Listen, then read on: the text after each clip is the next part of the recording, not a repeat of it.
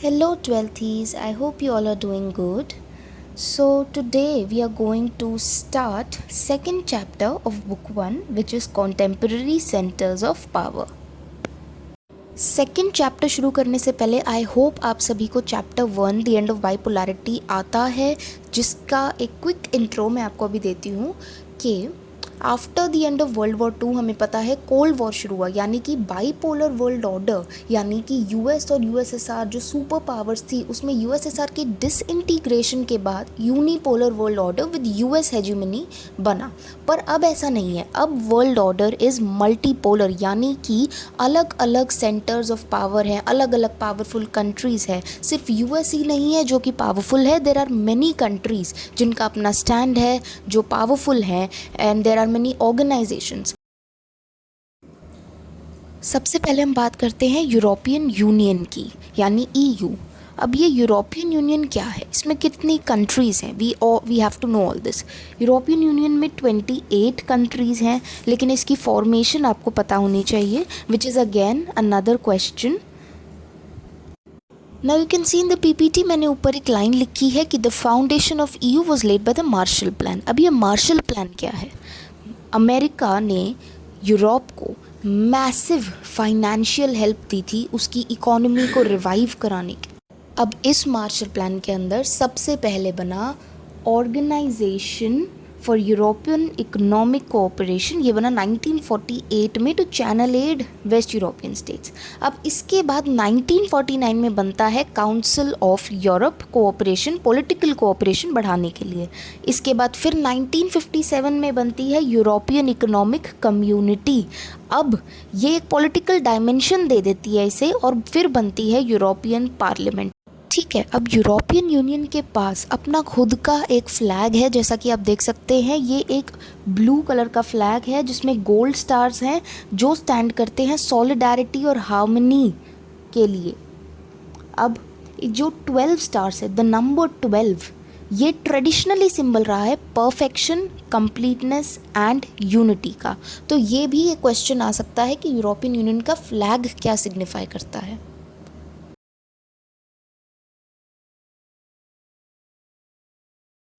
EU के पास अपनी common foreign and security policy है, वो कोऑपरेट करते हैं जस्टिस एंड होम अफेयर्स पे, और उनकी सिंगल करेंसी है विच इज़ यूरो।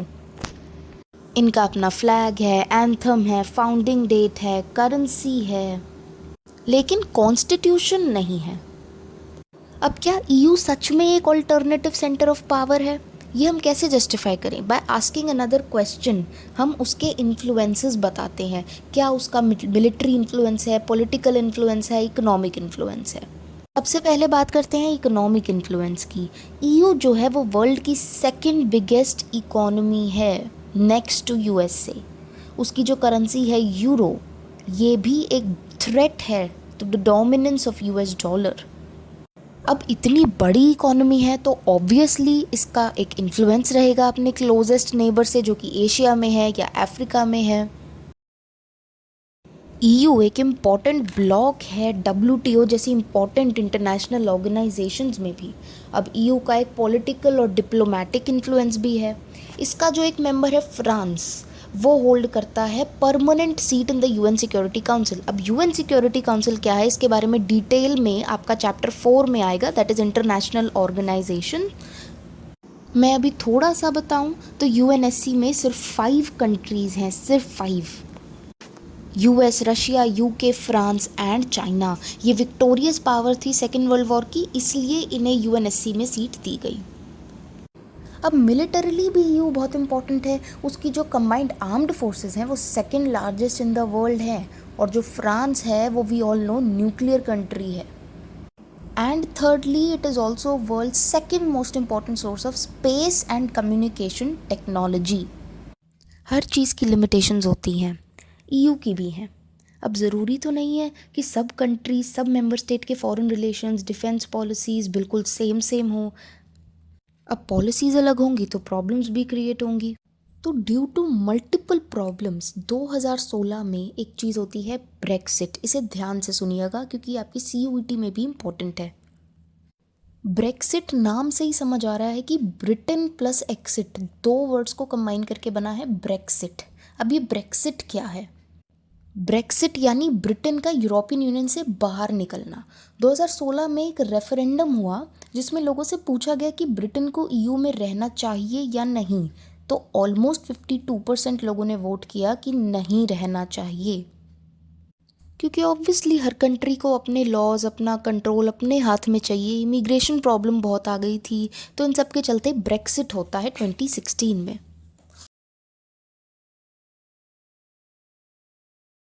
आसियान पे बनने से पहले ईयू के मैं आपको इंपॉर्टेंट क्वेश्चंस बताती हूँ, जितने भी क्वेश्चंस ईयू से पूछे जा सकते हैं बोर्ड में। पहला question is how did EU come into existence. इसमें हमें स्टार्टिंग से मार्शल प्लान से लेके पूरा एंड तक यूरोपियन यूनियन maastricht ट्रीटी 1992 सब बताना है इसमें। This is a long question. अगला क्वेश्चन बनेगा how far is it correct to describe EU as an alternative centre of power, या फिर ईयू एक सुप्रा नेशनल ऑर्गेनाइजेशन कैसे है। इसमें हमें इन्फ्लुएंस बताने हैं तीनों, जो पीपीटी में भी मैंने लिखे थे। You can take a screenshot और मोर डिटेल में आप बुक में उसको अच्छे से सारे इन्फ्लुएंस मार्क करेंगे। That is first is economic influence, फिर पॉलिटिकल एंड डिप्लोमेटिक इन्फ्लुएंस, फिर मिलिट्री इन्फ्लुएंस, सब अच्छे से डिटेल में बताना है। This is a 6 marker question. Last question is challenges या फिर limitations faced by European union.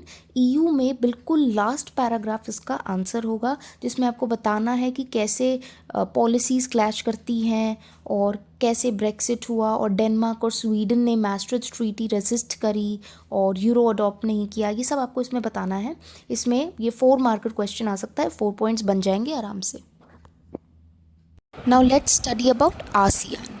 अब ये आसियान क्या है? Association of south east Asian nation. ये क्या है, ये क्यों बना, इसके बारे में भी हम डिटेल में पढ़ेंगे।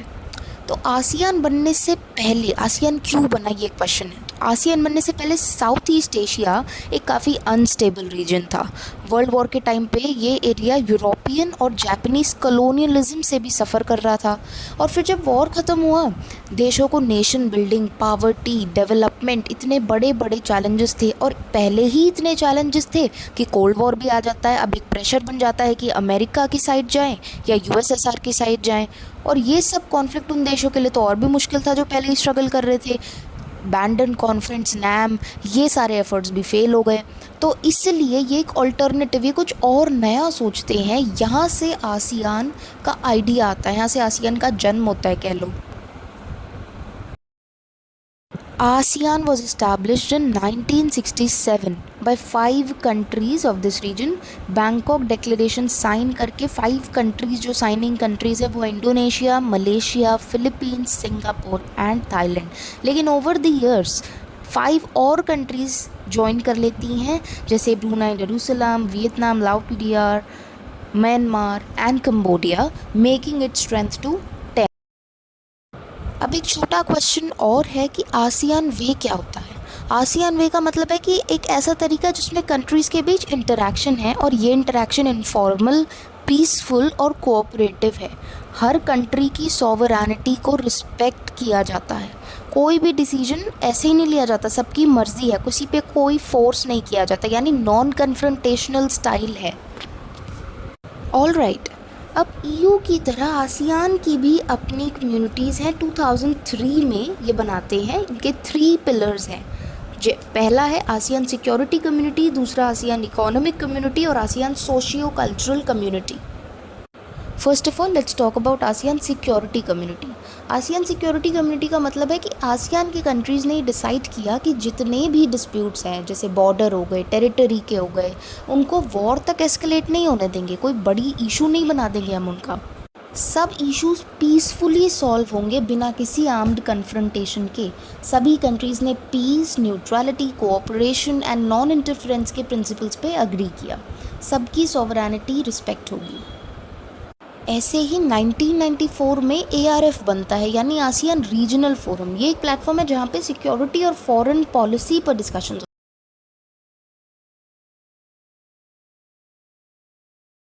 Now let's talk about ASEAN economic community.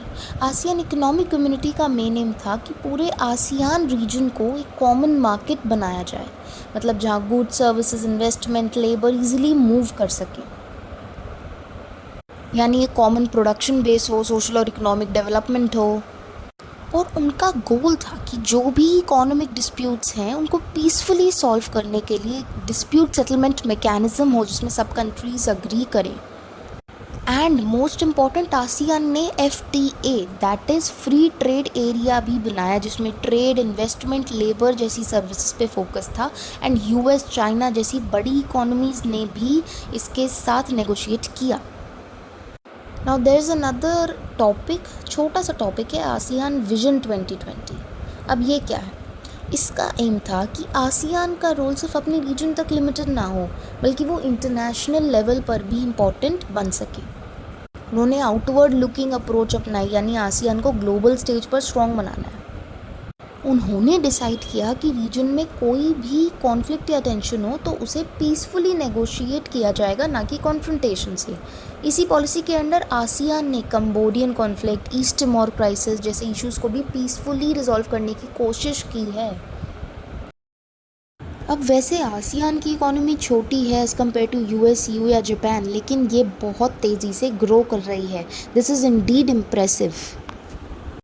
Now let's talk about India और आसियान के क्या संबंध थे। कोल्ड वॉर ईयर्स में इंडियन फॉरेन पॉलिसी ने इतना ध्यान नहीं दिया था आसियान पे, लेकिन अब ऐसा नहीं है। हमारे ट्रेड अग्रीमेंट्स है 3 मेंबर कंट्रीज ऑफ आसियान से, मलेशिया, सिंगापुर और थाईलैंड।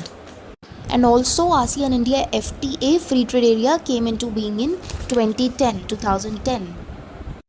अब हमारा आसियान ख़त्म हो गया है। आसियान में कई क्वेश्चन बनते हैं, जैसे कि आसियान के प्राइमरी और सेकेंडरी ऑब्जेक्टिव्स, उसकी strength, India and ASEAN, look east policy, ASEAN flag और एक और आसियान वे, विजन 2020।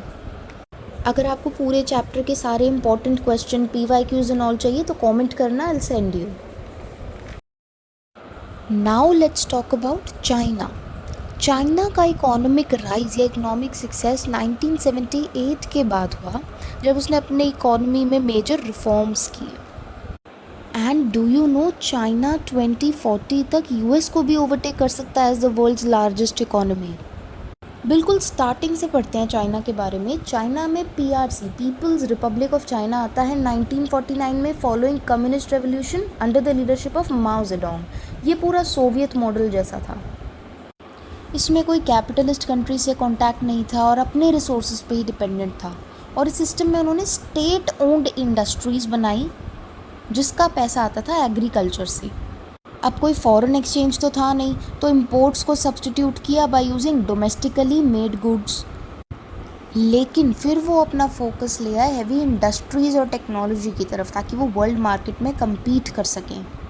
अब इन सब से क्या हुआ, एम्प्लॉयमेंट बढ़ा, सोशल वेलफेयर बढ़ा, लोग एजुकेट हुए, बेटर हेल्थ फैसिलिटीज़ मिली लोगों को, और इकोनॉमी एक बहुत अच्छे रिस्पेक्टेबल रेट 5 से 6%, ये बहुत बड़ा रेट है इकोनॉमी का ग्रो करने का, इतनी बढ़ी, विच इज़ रिस्पेक्टेबल। लेकिन वी ऑल नो पॉपुलेशन बहुत थी चाइना में, बहुत है चाइना में, तो ये इकोनॉमिक ग्रोथ इनसफिशिएंट थी इतने सारे लोगों की ग्रोइंग पॉपुलेशन की नीड मीट करने के लिए। तो जैसा जैसा हमने पढ़ा था सोवियत यूनियन के साथ हुआ, चैप्टर 1 में हमने पढ़ा, वैसा वैसा इनके साथ भी हुआ। इंडस्ट्रियल प्रोडक्शन नहीं ग्रो कर पाई, इंटरनेशनल ट्रेड मिनिमल था, पर कैपिटा इनकम बहुत लो थी। अब बदलाव आते हैं 1970s में। 1972 में चाइना एंड कर देता है अपनी इकोनॉमिक आइसोलेशन, वो US से रिलेशंस इस्टेब्लिश कर लेता है। एंड 1978 में ये इकोनॉमिक रिफॉर्म्स लाते हैं, ओपन डोर पॉलिसी लाते हैं। अब now we remember shock therapy adopt की थी सोवियत यूनियन ने, जिससे उनकी इकोनॉमी और ख़राब हो गई थी। तो चाइना ने ऐसा नहीं किया, चाइना ने बहुत धीरे धीरे ये रिफॉर्म्स लाया। 1982 में उन्होंने प्राइवेटाइज़ किया एग्रीकल्चर को, followed by privatisation of industry, जो कि 1998 में उन्होंने करी, एक साथ सब नहीं करा। स्पेशल इकोनॉमिक जोन्स खुले, ट्रेड बैरियर्स एलिमिनेट किए गए, and all this led to remarkable rise in Chinese economy. लेकिन कुछ challenges भी थे इस इकोनॉमी के। Now let's talk about the challenges. Chinese economy improve तो हुई, लेकिन ये बेनिफिट सबको नहीं मिले। अनएम्प्लॉयमेंट बढ़ गई, लगभग 100 million people were looking for jobs. Female employment और वर्क कंडीशंस इतनी ख़राब थी जितनी 18-19 सेंचुरी के यूरोप की थी। इन्वायरमेंटल डिग्रेडेशन, करप्शन बढ़ गया था और बहुत ही इकोनॉमिक इनइक्वालिटी थी अर्बन रूरल रेजिडेंट्स में या कोस्टल इनलैंड प्रोविंसेस में। Now let's move on to India China relations. शुरू करने से पहले let me tell you one thing, it is not, never say Indo China relations. ये इंडो चाइना रिलेशंस नहीं, Indo China अपने आप में अलग रीजन है। इंडिया चाइना रिलेशंस होता है, इंडो चाइना मत बोलना, ओके। आई थिंक आप सब ने ये लाइन पहले कभी सुनी होगी ज़रूर, हिंदी चीनी भाई भाई। लेकिन अब तो ये लाइन कहीं से भी एप्लीकेबल नहीं दिख रही होगी आपको। हमारे और चाइना के रिलेशंस कोई इतने अच्छे तो है नहीं कि हम हिंदी चीनी भाई भाई दोबारा बोलें। तो ये इतने अच्छे से बुरे कैसे हुए, ये सब क्या हुआ, let's talk about it. Starting से मैं बात करूं तो इंडिया और चाइना दोनों ही सिविलाइजेशंस काफ़ी पुरानी हैं, लेकिन पुराने समय में इनके बीच डायरेक्ट कांटेक्ट बहुत कम था। चाइना ने अपने आसपास के रीजन्स पर ट्रिब्यूटरी सिस्टम इस्टेब्लिश किया हुआ था, मतलब कि छोटी स्टेट्स जो थी वो चाइना की अथॉरिटी को मान लेती थी। तो दोनों कंट्रीज़ पॉलिटिकली कल्चरली काफ़ी अलग अलग थे। तो 20th सेंचुरी में ये दोनों सामने आए तो उनके लिए कॉमन फॉरेन पॉलिसी बनाना काफ़ी मुश्किल था। अब 1947 में इंडिया को इंडिपेंडेंस मिली, चाइना में भी 1949 में पीआरसी आ गया था, तो दोनों नए नए इंडिपेंडेंट थे। तो ये एक शॉर्ट पीरियड था, भाई भाई वाइब्स वाज देयर। ये शुरू में रिलेशंस बहुत अच्छे थे। इनफैक्ट नेहरू जी ने बहुत अर्ली टाइम पे ही पीआरसी को रिकग्नाइज कर लिया था।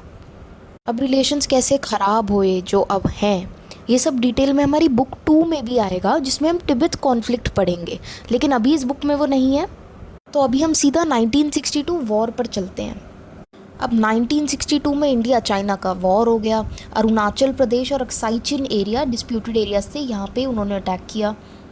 लगभग 1976 तक diplomatic relations were downgraded between the two countries. लेकिन after 1976 China made their policy more pragmatic and less ideological, मतलब उन्होंने अपनी पॉलिसीज़ को प्रैक्टिकल और बना लिया, सिर्फ आइडियोलॉजी पर ही नहीं रहे।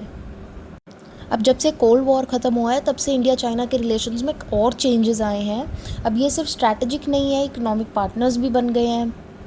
अब पोस्ट कोल्ड वॉर पीरियड में भी टेंशन्स हैं इंडिया चाइना रिलेशंस में।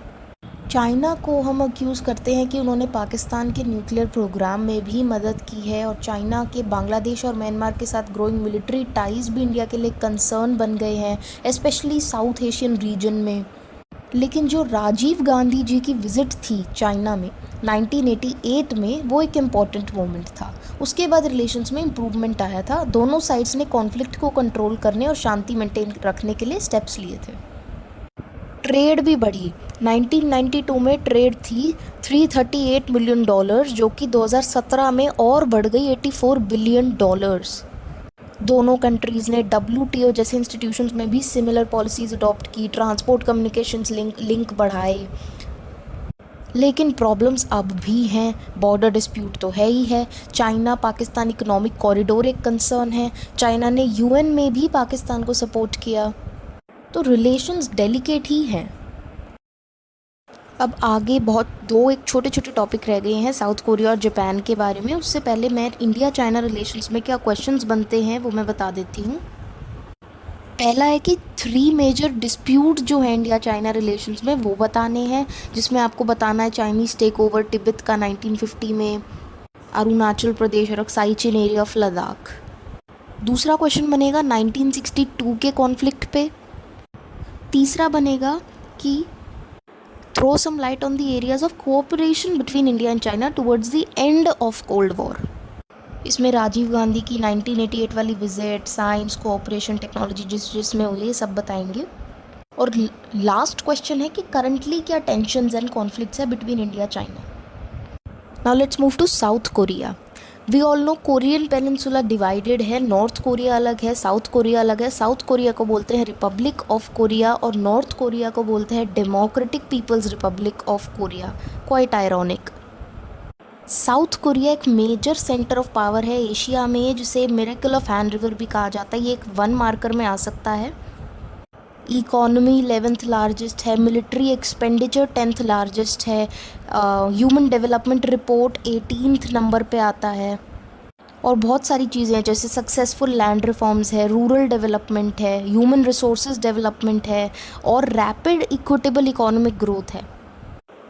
सीबीएसई, साउथ कोरिया और जापान, ये जो बॉक्सेस, ब्लू बॉक्सेस हैं आपकी बुक में, इन पे भी 4 मार्क्स के क्वेश्चन देने लगा है। So these are equally important. 4 points आप इन दोनों बॉक्सेस में से अपनी मर्ज़ी से बना लो। अब जापान पे आते हैं। जापान, हमें पता है उनकी रेपुटेशन है हाई टेक्नोलॉजी प्रोडक्ट्स बनाने के लिए, और एशिया से सिर्फ यही एक देश है जो G7 में आता है। 11th मोस्ट पॉपुलस भी है, मिलिटरली 7th लार्जेस्ट है, इकोनॉमी में 3rd है। बहुत रिमार्केबल ग्रोथ है जापान की।